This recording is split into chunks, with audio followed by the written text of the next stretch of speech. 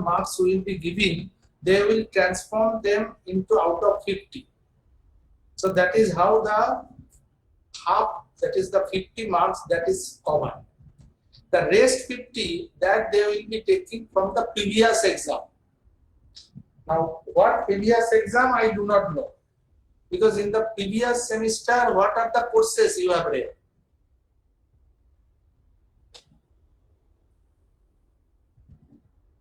So structural geology, igneous petrology, and mineralogy, Or and earth surface process.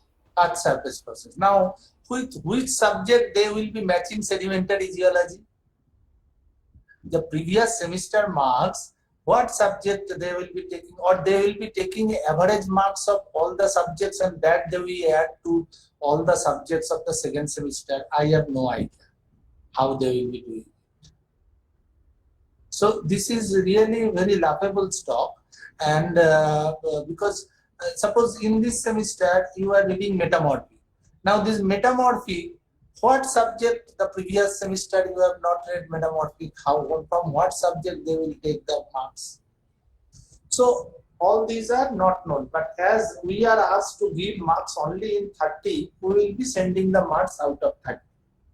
Okay? And you people have appeared in a class test, you have submitted an assignment, and also we have a viva.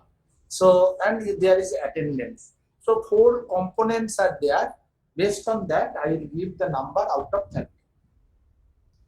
And then let's see that what university does. Now, this And so what about the first, excuse me, sir? what? Yes, please. So what about the first semester result? We have not First yet got semester, result. first semester result अभी तक आया नहीं? No, sir. No, It's sir. not declared yet. Okay. Let me check. I will talk today. And that's why it has not come till now. Now, the first semester, so you people have given OBE, na? Yes, sir. Yes, sir. Achha, OBE result has not come. Okay. Now they have not yet done the OBE result, and now they are saying that based on the last semester result. अभी कर क्या रहा है पता नहीं. Let us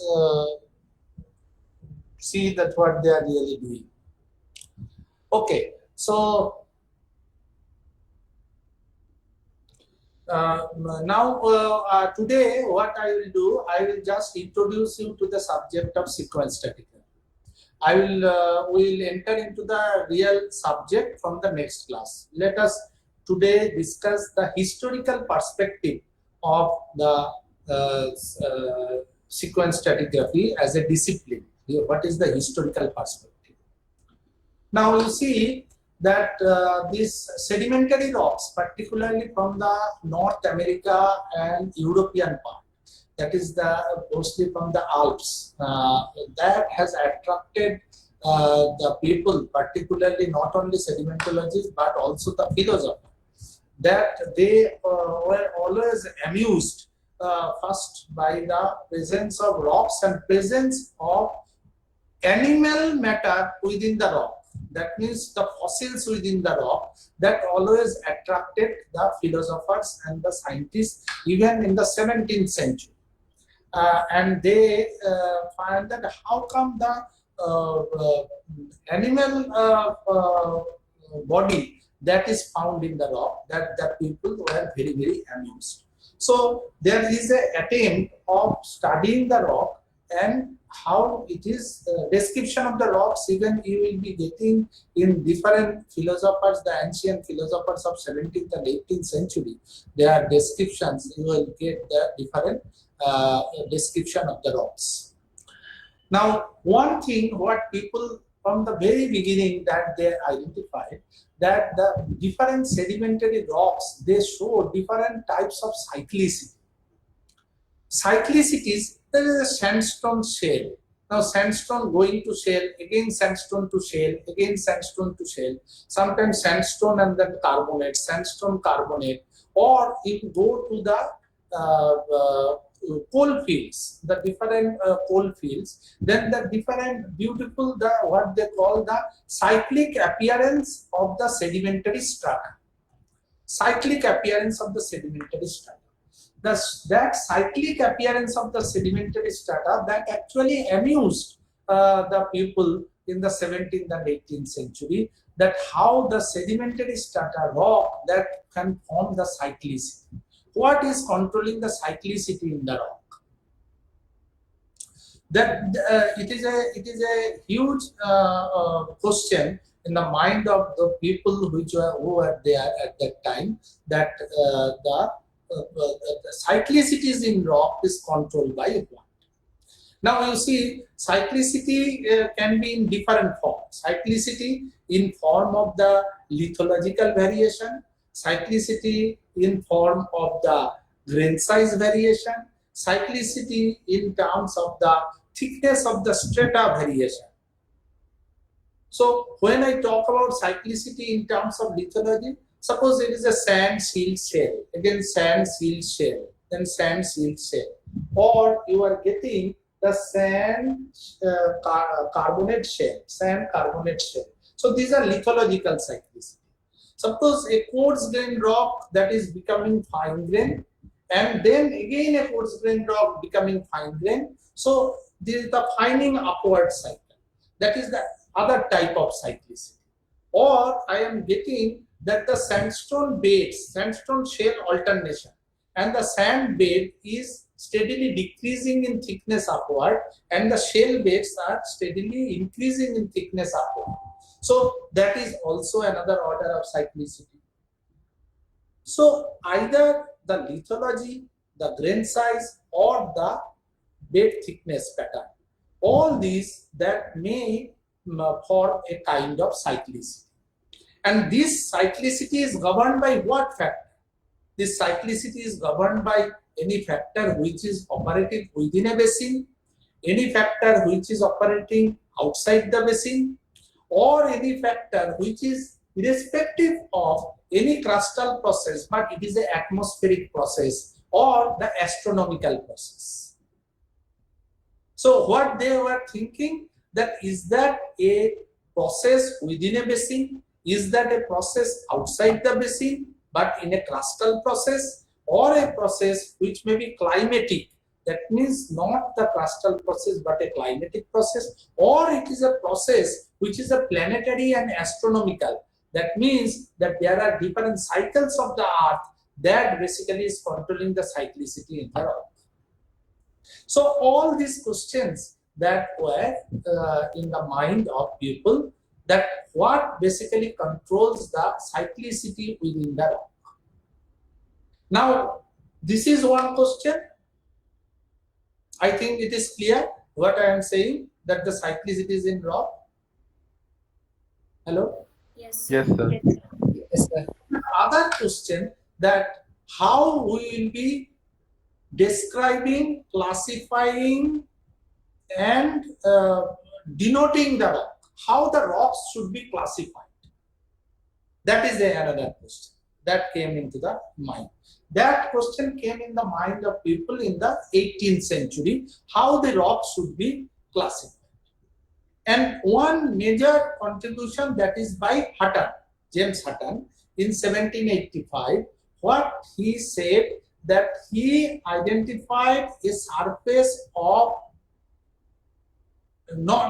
discontinuity. What he basically identified it as a unconformity, and he said that rock strata should be classified by unconformity. And that unconformity, he said that it is a measured surface, and this measured surface we should understand, and this is a continental scale surface of discontinuity in the rock strata, which basically subdivide the rock strata. And that he said that it is called the unconformity. Okay. Now this is the first breaking work, I should say, that the rock should be classified based on unconformity. Now I will go into detail of unconformity, how unconformity is formed, classification of unconformity. I am not going into that. But the recognition that unconformity is a major surface by which the rock strata may be classified, that started with at 1785 with the work of Hutton. Now this become a huge process, and the work went on that how to identify the unconformity, or how we can identify the unconformity of regional scale. So all these things that went on for about next 100 years, 100 years, this process went on. Till the work by Wheeler, W-H-E-E-L-E-R. What he said, that he tried to classify the rock strata based on the stacking pattern, and he said that there are different types of stacking pattern within the rock, or what I originally said, that the cyclicities, the different kinds of cycles, not exactly stacking pattern, but he talked about different kinds of cycles. He talked about different kinds of cycles, and those cycles, they are basically arranged one above another, and which is subsequently referred to as the Wheeler diagram. You will see Wheeler diagram. What Wheeler said, that yes, unconformity may be one of the reasons, but the rocks has many other things to see. It is not only unconformity. One has to see the other signatures, what rocks are preserving, either in form of the cyclicity or in form of the stacking pattern. And he said that there are different kinds of stacking pattern, and only the unconformity is not the surface that will only talk about the entire history of the sedimentation pattern, but associated with that, the pattern of cyclicity, pattern of stacking pattern, that is also equally important.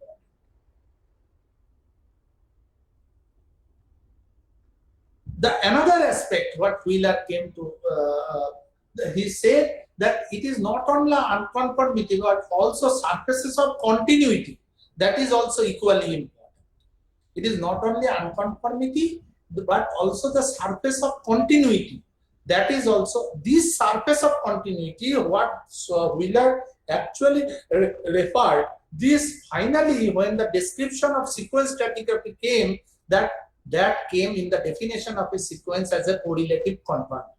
We will discuss the correlative conformity, but the concept of the continuity from the unconformity, not continuity, to the continuity, this came with the concept of Wheeler. So what is happening, that the Hutton said that the unconformity, that means discontinuity, is the major thing by which the rocks are classified. Wheeler said no, unconformity has a role. He didn't deny that. But what he said, that besides unconformity, the stacking pattern, the cyclicity pattern, and the surfaces of continuity, they are also equally important in understanding the history of the basin history and its filling. So from the unconformity and now the continuity. So the not continuity to continuity, this whole thing. Now, this is one side of the story that I am talking about.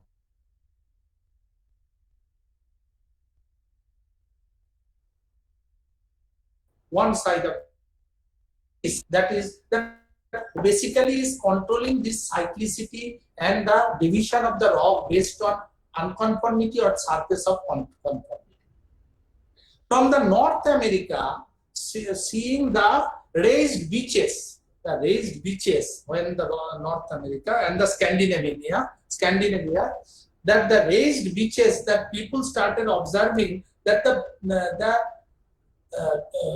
beaches are raised and the paleo sea level that can be marked. So what they say, that if the beaches are raised and there is the paleo-oceanic mark, so there is an effect of the tectonism. So the tectonism, that may be a major reason for this cyclicity, because they identified in the North America and Scandinavia there are raised beaches, and they can identify the paleo seafloor level on the surface of the raised beaches. That means that the beaches are raising some amount of tectonism that possibly is controlling and causing the cyclicity. Now, this concept that the tectonics is a major control, that was not believed by many others. They said no, everywhere this role of tectonism and the role of the there is a raised beach, it is not available. You can see it in North America, but many of the places this is not being seen. So subsequently, in the late 18th century and early 19th century, sorry, late 19th century, early 20th century, not 18th century, late 19th, and then the concept of glaciation, that the large scale glaciation, that concept came. Now the glaciation, it basically, when the concept of glaciation came and the role of glaciation, then it could justify both the logic. A glacier melting, it will cause the eustatic rise and fall. So the concept of eustasy that came, that the glaciation and deglaciation. So when there is a glaciation, then there the water level of the sea that will be locked in the glacier and the general sea level will fall. When the glacier will melt, so the sea level will rise with the melting of the glacier. So the concept of eustasy, that basically came. And any melting of the glacier which was originally there, and if you remove the glacier, there is an isostatic rebound. Isostatic rebound. That isostatic rebound is also justifying the tectonism. So what then they say, that it is a combination of the sea level and the tectonism. These two basically is responsible for the cyclicities and the divisioning and the unconformity formation in the rock. Now, there are two different schools. One school started believing it is actually the glaciation and the sea level, the eustatic rise and fall, that is the major cause of the cyclicity in the rock. The other school, they started believing no, it is actually the tectonism that is basically is the major factor for any kind of cyclicity in the rock. Sometimes these two schools merge, sometimes these two schools diverge. But there are two different schools, they went on hand in hand. Now, this idea that what is more important, eustasy is more important or tectonics is more important, that basically went on till 1960, when the person whose name is Sloss, S-L-O-S-S, Sloss, he introduced the concept of allostratigraphy. Allostratigraphy, A-double-L-O, stratigraphy, allostratigraphy. What is allostratigraphy? He said that the rock strata, they are divided by continental scale unconformities, and he successfully was able to subdivide the Phanerozoic rock succession of North America into 6 divisions based on the continental scale unconformity. So what Sloss done? Sloss subdivided the Phanerozoic rock succession of North America into 6 unconformity bound units. What he said, these are basically, each unit is a allostratigraphic unit, or we call it the allostrata. We call it allostrata. Why he called them allostrata? Because they are bounded by continental scale unconformity. Okay. So it was a so it was a concrete proposal that based on these unconformities, I am able to classify the North American Phanerozoic rock strata into 6 subdivisions, Each unit, I will call it as a allostrata. Allostrata.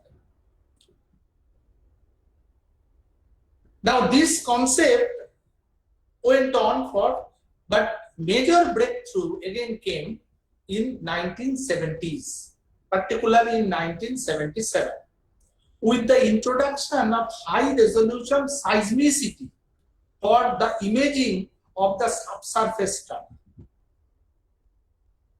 So the imaging of the subsurface strata by means of the seismic stratigraphy.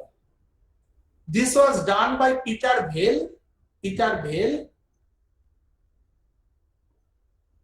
This Peter Vail, what this subsurface imaging, that basically tried to identify the image of the subsurface strata, that how they are related to one another in terms of on-lap, off-lap, down-lap. So all these different stratal relationship in the subsurface, that was actually identified by means of high resolution seismic stratigraphy in the subsurface. And they basically introduced a concept what is called the seismic stratigraphy. Seismic stratigraphy. So seismic stratigraphy, that was introduced in 1977-78.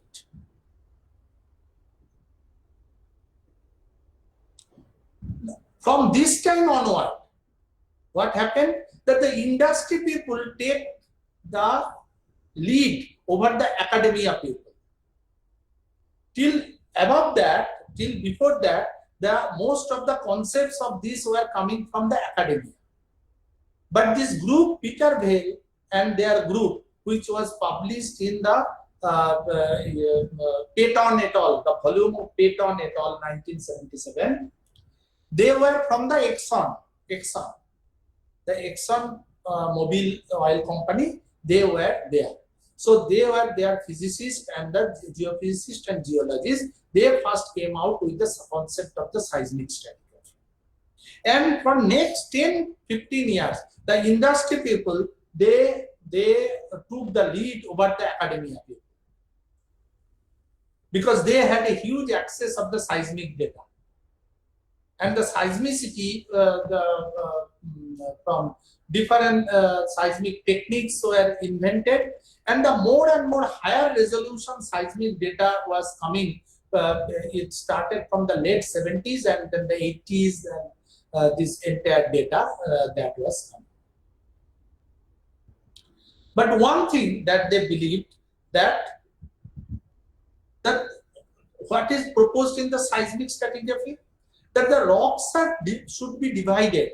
Rocks should be divided by that subsurface reflector, which can be traced for longest aerial distance. I repeat, in the seismic stratigraphy, what they say, the rocks should be divided by the subsurface reflector, because they are only seeing the reflector. How in the seismic stratigraphy you get the reflector? Any idea? Any one of you has idea that what is seismic stratigraphy reflector and how we get that? Hello? Hello? Am I audible? Yes, sir, you are. Do you have any idea that what is a reflector and how really we get that reflector? No, I don't think you have an idea. So what is reflector and how we get the reflector?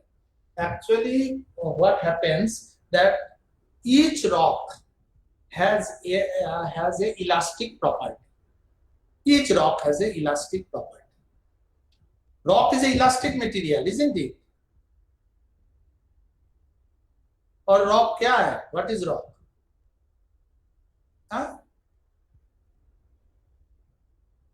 Is the rock a elastic material or is it viscous material or viscoelastic material? Yeah, what is the?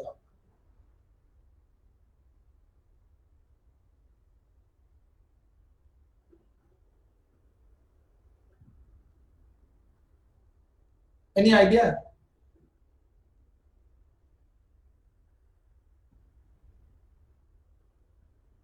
Hmm? What is lithosphere? So the solid part of the earth. Solid part of the earth is lithosphere. So the crust. You say, no, I'm asking what is lithosphere? What is lithosphere and what is crust? So the outer layer of Outer layer, so everything is outer layer. So lithosphere is crust plus upper mantle. How you define that this should be the depth of lithosphere? How you define that this is the lower limit of lithosphere? On what basis? Is it arbitrary? Anywhere in the upper mantle, I put a boundary and say this part is lithosphere. What is the criteria?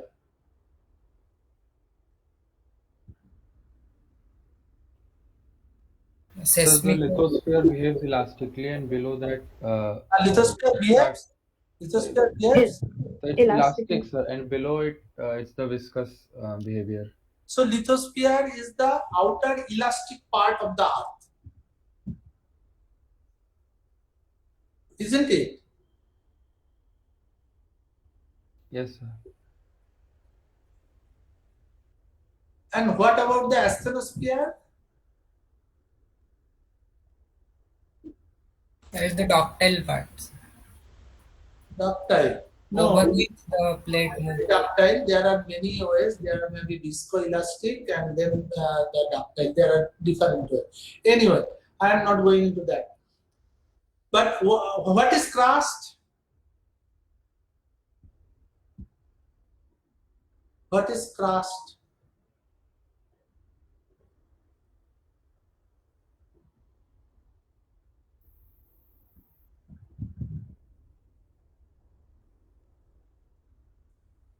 Crust is Bolo? So the solid outer layer. Same you are saying that for lithosphere also or crust also. No, everything is solid. No, these are not the description. I am happy that some of you could say that the elastic outer part of the earth is lithosphere. Elastic. The crust is defined on the basis of chemical composition. I am talking about the elasticity. अब मैं chemical का बात थोड़ी कर रहा हूँ. Chemical से भी बताओ कहाँ what is crust? How you define crust? So below crust is the ultramafic starts and No, it is not the description. Not a description. We get lot of dikes in the surface.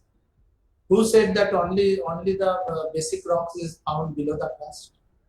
Dikes नहीं मिलते हैं क्या? Diabase dikes नहीं मिलते हैं, basaltic dike नहीं मिलते हैं. yes, sir. Crust is the part of lithosphere which is brittle. What is the difference between brittleness and the elasticity? How you define elasticity?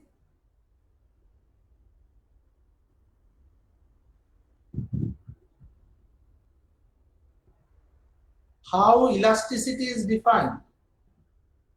So for elasticity, stress is directly proportional to strain. That what follows the Hooke's law. Yes, sir.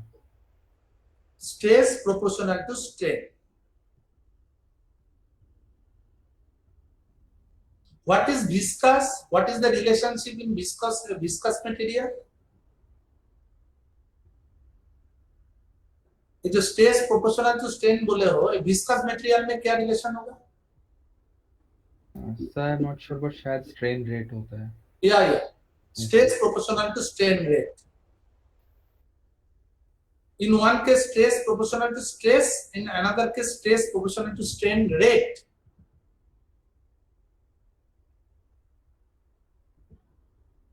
Okay. Now, what is crust? Crust is the brittle part of the outer brittle part of the lithosphere. So, what is the thickness of the crust?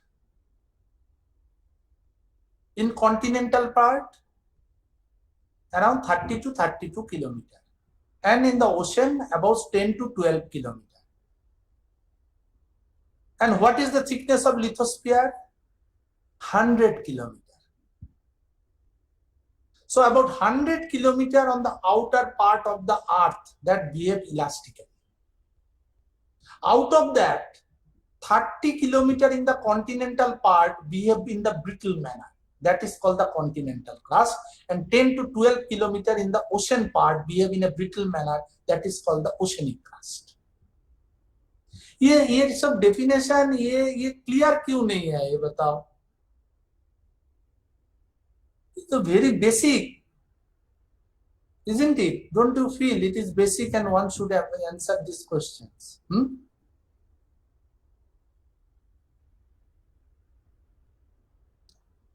Okay.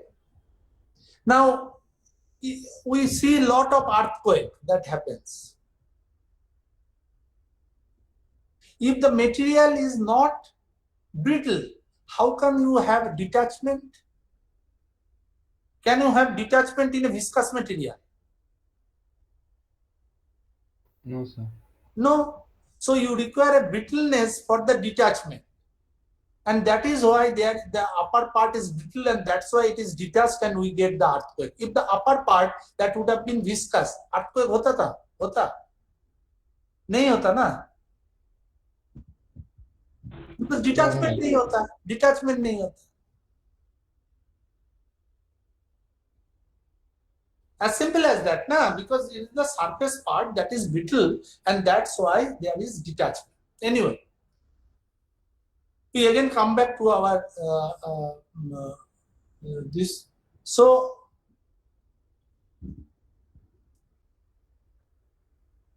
we are discussing reflector. We are actually discussing the reflector. What is the meaning of the reflector? Every from elasticity discuss करते करते हम लोग भटक गए थे. Elasticity. Every rock has a elasticity. The surface rock. So you can see that about 100 kilometer depth, the property of elasticity persists. And then that means all the rocks in the surface that has a elastic property. And when you pass any seismic shock through this rock, that at what velocity the seismic rock will travel through the rock, it depends upon the acoustic impedance of that rock, and which is a function of elasticity of that rock. I repeat that whenever a seismic shock is passed through a rock, that at what velocity that seismic shock will pass through that rock, that means what time that seismic shock will take to cover that rock strata, it completely depends upon the acoustic impedance of that rock, which again is a function of the elasticity. So, if I have a volcanic rock, if I have a conglomerate, I have a sandstone, I have a shale, I have a carbonate, anything that if I put a seismic shock and allow the seismic shock to pass through this rock, in different rock strata, it will pass with different velocity, because of the different elastic constant and acoustic impedance of the different strata. So when this seismic shock, it will pass from one strata to the other strata, it will change its velocity. Because two different strata, it has two different velocity. And this change in velocity will cause a mark of dissection, mark of separation between the two. And that mark, that one strata to other strata, that mark the boundary of one strata, because the velocity changes, and that marks a detachment, and it demarcates the boundary of one strata. this is how, when the boundary of one strata is demarcated in the subsurface, when I put a artificial seismic shock in the subsurface as it moves through the different strata, and it will move with different velocity in different strata, and on passing from one strata to the other strata, the discontinuity that it shows, that the combination of discontinuity in space, and when we join all the discontinuities in space, that becomes a reflector in the subsurface. Is it understandable?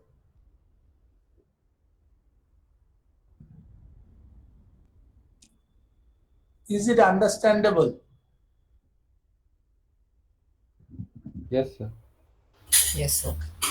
And when we join all the discontinuities, that become a reflector, and then these reflectors through time, how they are behaving, because these are actually the stratal boundaries. Stratal boundaries. Now these stratal boundaries, they are advancing stratal boundaries, they are retreating stratal boundaries, they are aggrading stratal boundaries. All these, the relationships of the stratal boundaries with respect to time, that is documented to understand the filling motif of a basin. In the seismic stratigraphy, I am talking about the seismic stratigraphy, and what they said among these reflectors, the reflector which will be areally most extensive, that should be picked up for classification of the rock strata, because it is, which is most areally extensive, that is easiest to pick up in a seismic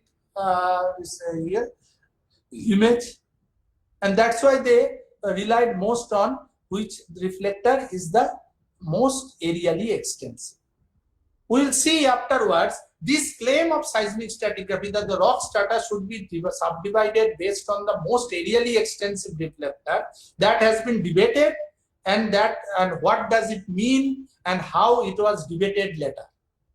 But as of now, just remember, in the seismic stratigraphy, most areally extensive reflector, that has been taken the most important for classification of the rock strata. Now from 1977 it went on. Then in another benchmark work that came in 1987 by a person called Bilal Haq. What he said, what he did, he basically documented the coastal onlap curve for the North America and European coastlines, coastal onlap curve. What is coastal onlap?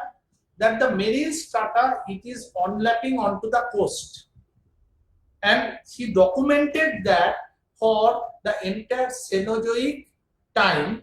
And in the Cenozoic time, what are the times that the coastline was onlapped by the marine strata? So marine record at what time interval that on the coast, the marine strata that has come, that has been documented, and he, based on that, he basically tried to establish a coastal onlap curve. And clear what Bilal Haq has done? He basically established a coastal onlap curve. This coastal onlap curve, that also helped people to understand, yes, there are cycles, large scale cycles, when sometimes the coastline was onlapped, sometimes the coastlines are not onlapped. That means there is the rise and fall of the sea level that basically is happening. Definitely rise and fall of sea level, that is happening. But question is different. This rise and fall of sea level, what is controlling that? Eustacy or tectonics? That debate went on. Eustacy and then in 1988, the special volume 48 of ACPM that came, where the Exxon people from Exxon Group, that includes many people. Roger Walker, Van Wagoner, Osamantia, all these big people, they combine together to first introduce the concept of sequence stratigraphy. In a paper in 1988, in a special volume of ACPM, where they first introduced the concept of sequence stratigraphy. So seismic stratigraphy, which was proposed in 1977, that took 10 years to come to the concept of sequence stratigraphy. But they said that the sequence stratigraphy, it can be applied both on the outcrop and subcrop level. This can be exercised both on the surface and subsurface. It is a hypothesis which is process based and scale independent. I repeat, which is process based and scale independent. That means I can exercise it in a pond, to in an ocean basin, to a lake, scale independent. So it is a concept which is scale independent, and it is an inherently genetic concept, process based genetic concept. Now there are other, what is actually sequence stratigraphy? It is a branch of stratigraphy.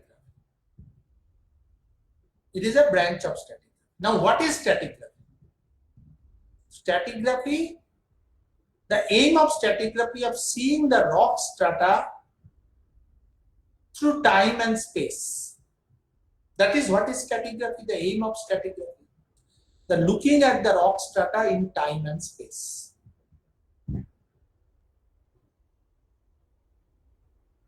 Now, if I see the lithostratigraphy, there are different branches of stratigraphy. Lithostratigraphy, chemostratigraphy, biostratigraphy, magnetostratigraphy, and now sequence stratigraphy. How sequence stratigraphy is different from other branches of stratigraphy? What is its strength that made the sequence stratigraphy so popular in the oil industry, and which was not be able to be done by the other branches of stratigraphy?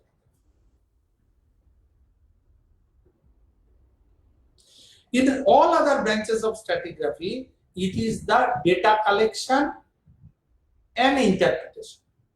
You collect the data and interpret the data. In case of sequence stratigraphy, there is also data collection. There is a prediction. There is a prediction. There is interpretation and there is a prediction. So why there is a prediction? Because this is a process-driven discipline of stratigraphy, which allows you to predict, if I get it here, what I will be getting there. I have a capability of predicting that. If I get something here, if I move towards this side, I should get there. Before going there, I have a built-in exercise in our mind that I am expecting this. If this is happening here, so the natural reaction will be that, the other thing will be there.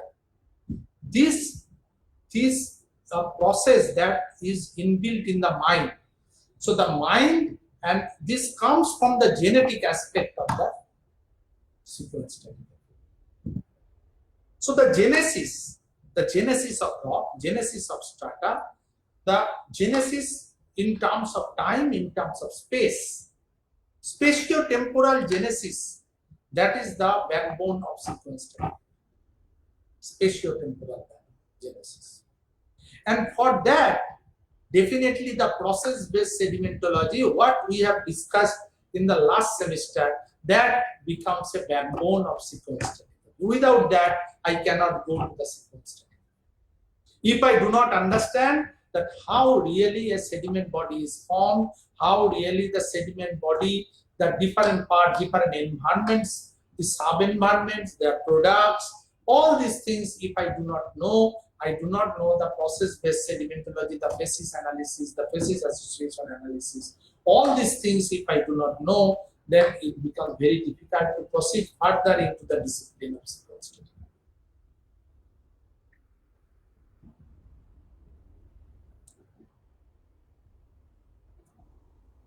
Okay. So the understanding of the process, that becomes a very important, and that basically lead to the identification of different sequence stratigraphic surfaces. Different sequence stratigraphic surfaces we will be discussing in the coming classes. What are the sequence stratigraphic surfaces and what are its implication in understanding the history of the basin filling through time and space. How these surfaces have. Now, two concepts, two ideas that in the sequence stratigraphy is important. One, that they are bound by different sequence stratigraphic. Now, sequence stratigraphic surface is not necessarily always an unconformity surface. Unconformity surface is only one of the surfaces among the different sequence stratigraphic surfaces. Sequence stratigraphic surfaces are many, unconformity is one of them. And number two, the stacking pattern, the stratal stacking pattern, how the strata are stacked, that also become the very important component of the sequence stratigraphy. So how a depositional sequence is defined, you can write. A depositional sequence is defined as genetically related package of strata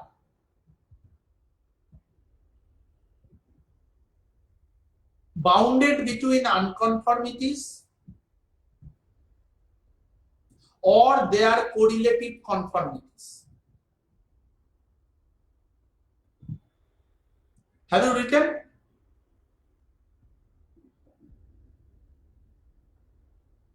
Yes, sir. So what is a sequence? Please read. So a depositional sequence is defined as genetically related package of strata bounded by unconformities, and so the next. Or their correlative conformities. Correlative conformities.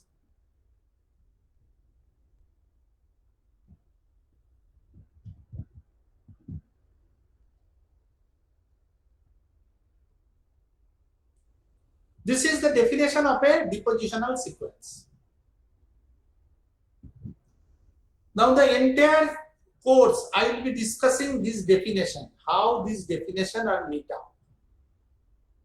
This one definition will take you to the entire course of six month semester. That genetically, so there, if I divide the definition into three components: genetically related package of strata, this is one, this we have to discuss. Unconformities, this we have to discuss. Correlative conformities, this we have to discuss. So if you see the definition, there are three parts of the definition: genetically related package of strata, unconformity, and correlative. And this genetically related package of strata, that how the different strata, they are genetically related, because all strata, suppose there is a transgression going on, so all the strata they are forming during transgression, they are genetically related because they are all formed when the sea level is rising, so they are genetically related.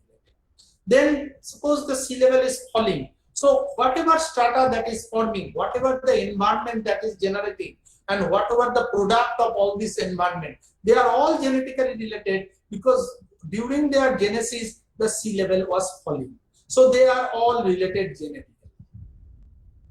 How we actually in the rock record, either in the outcrop or in the subcrop, we basically identify, how we identify that which strata are genetically related. That will be our aim of discussion in the course.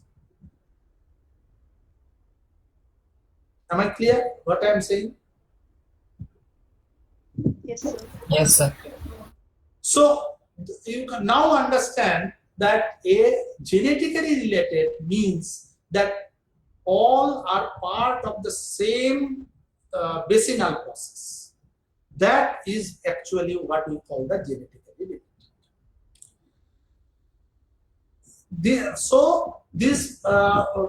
What I was saying in 1988, the concept that is Van Wagoner et al., they basically started, said that they gave this definition of the sequence stratigraphy, and after definition, they said that the rock strata should be divided based on unconformity and different kind of what they say the parasequence.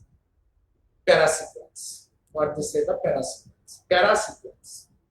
What are parasequence? They said they are the different cycles of different stacking pattern. That they say parasequence.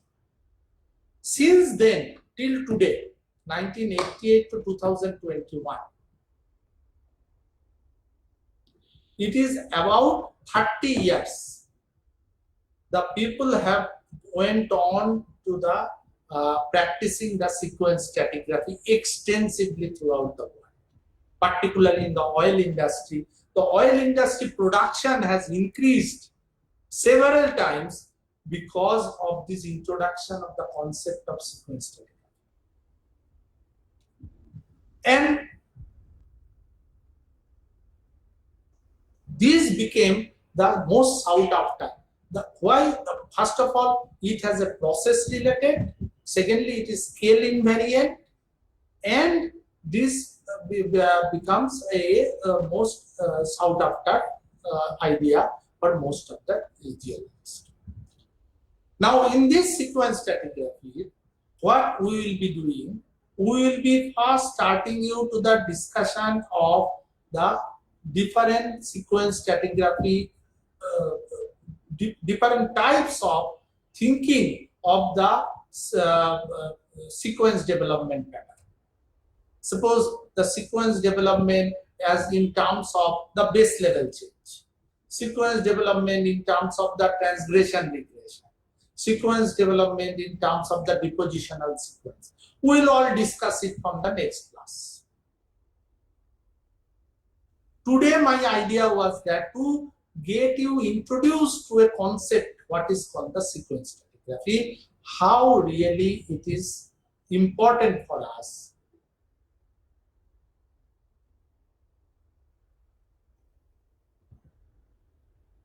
Okay, I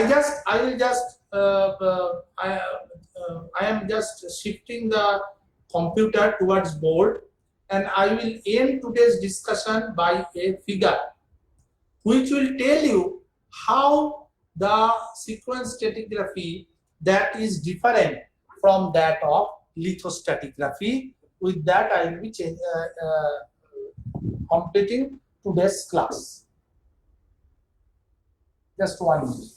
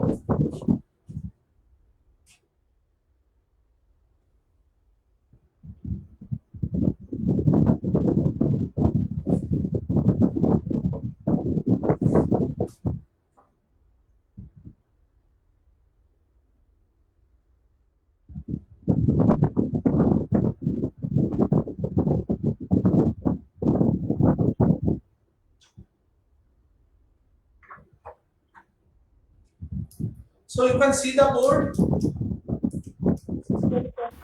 Yes. Yes, sir. Okay.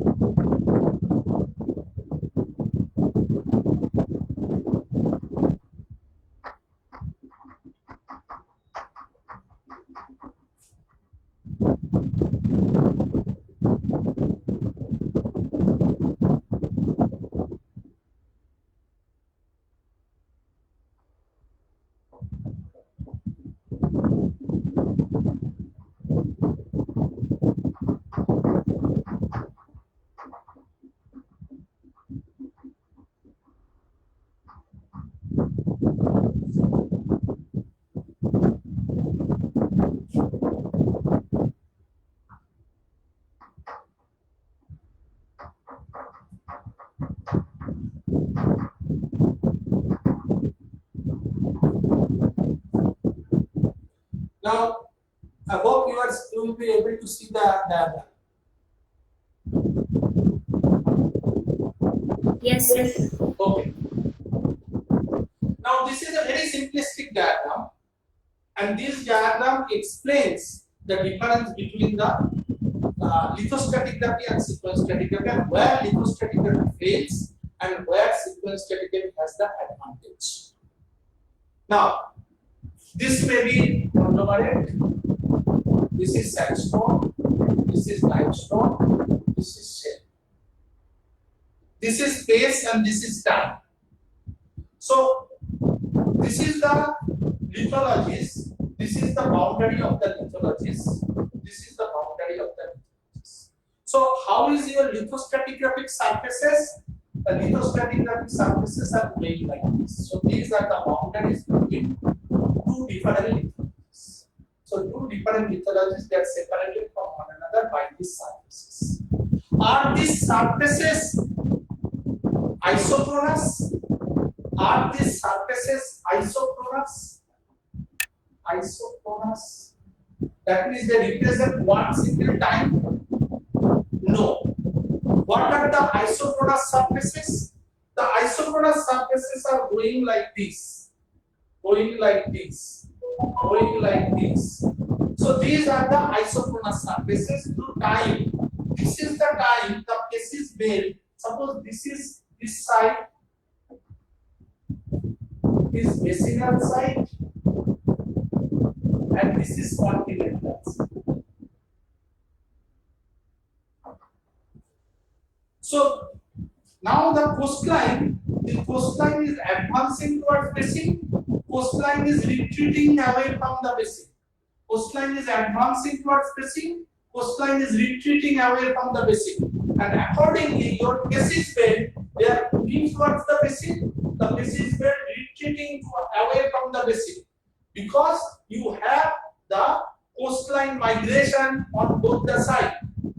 So this is a history of coastline migration towards the basin.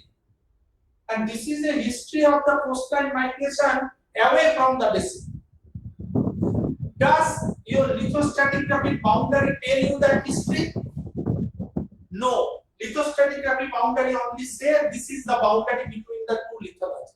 You have no idea that we only rely on the law of superposition. What is the law of lithostratigraphy? One is the law of superposition, one is the law of phonal succession, and the one is the law of lateral continuity. These are the three laws of the lithostratigraphy. And what this law says, that any layer which is overlying the other, that is younger than that. That any younger strata, it will overlie the older strata. Isn't it the basic premise of lithostratigraphy? Tell me. So that is called law of superposition. Now, what is happening here? If I take a law here, so this lithology is overlying this lithology. So what lithostratigraphy says, this is younger than this. Are they really younger than that? They are not laterally equivalent. So lithostratigraphy say this is younger than that.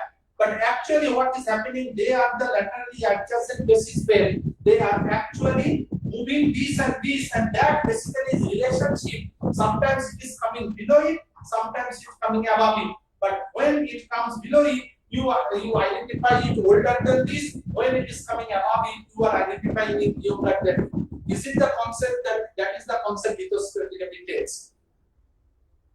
Why? Because the lithostratigraphic surface, they are time diachronous. They cut across the time lines. The time lines are going like this, and lithostratigraphic surfaces cut across the time. So they are time diachronous. So when we see these are the lithostratigraphic surface and these are the sequence stratigraphic surface, because this marks the change of the entire stacking pattern or the genetic package. So this becomes a genetic package, this becomes another genetic package, this becomes another genetic package. And they are boundary, they are the lithostratigraphic surfaces. So if I consider that what is this boundary when the basis bed can move maximum to the basin part, those are the boundaries what we call the unconformity.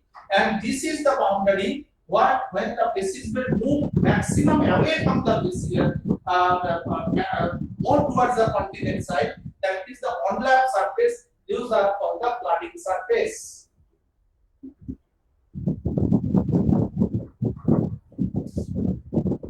So what is the difference between lithostratigraphy and the sequence stratigraphy? The simple difference is that the sequence stratigraphic surfaces, they are isochronous or nearly isochronous, whereas lithostratigraphic surfaces, they are time diachronous. And secondly, that the law of superposition, in many cases, the law of superposition fails because the law of superposition do not talk about that the lateral disposition of the basis bed and their response in terms of the different, the relative sea level trend. Is it clear what is the difference between lithostratigraphy and sequence stratigraphy? Yes. Yes, sir. Yes, sir. Okay, so if you could understand this diagram properly and how we basically differentiate between the lithostratigraphy and the sequence stratigraphy, let us stop here, and for the next class we will enter into the real course of sequence stratigraphy.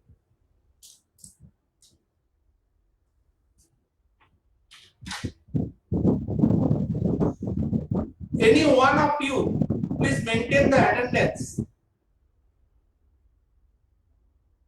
Who will do that?